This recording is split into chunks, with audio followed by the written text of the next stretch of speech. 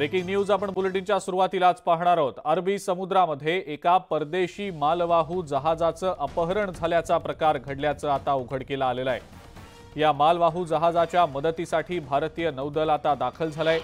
भारतीय नौदलाला माल्टा या मालवाहू जहाजातनं आपत्कालीन संदेश मिळालेला होता।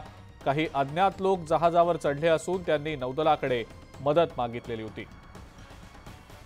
अधिक माहिती या संदर्भातली आपण जाणून घेणार आहोत। विवेक गुप्ता आपले प्रतिनिधी आपल्या सोबत आहेत सध्या। विवेक, भारतीय नौदल आता या सगळ्या मदतीसाठी म्हणून दाखल झाल्याचं समजतंय, काय नेमकी याबद्दलची माहिती?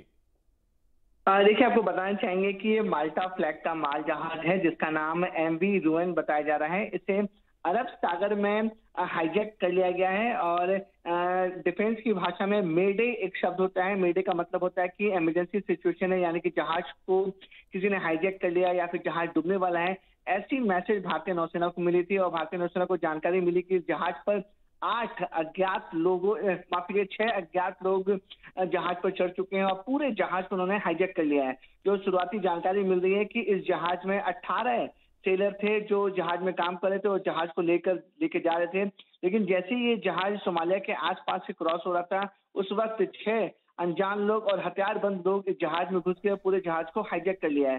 तो सबसे पहले इसकी जो सूचना है वो भारतीय नौसेना को मिली। हाँ। भारतीय नौसेना ने अपनी एंटी हाईजैकिंग टीम, जो स्पेशल टीम होती है भारतीय नौसेना की, वो उन्होंने तुरंत रवाना की है। हाँ। और जानकारी मिल रही है कि भारतीय नौसेना ने उस हाईजैक जहाज के पास वो पहुंच चुकी है। अब उन पर कड़ी निगरानी रखी जा रही है कि आखिरकार ये जो हाईजैक हैं वो किसने हाईजैक किए हैं, किस वजह से हाईजैक किए हैं, उनकी मांगे क्या हैं, इस पर भारतीय नौसेना अपनी नजर बनाई हुई है। बर, विवेक, धन्यवाद सविस्तर माहिती आपण दिलीत त्याबद्दल। आणि यानंतर आपण सुरुवात करूया 25 मिनिटं 50 बातम्यांना।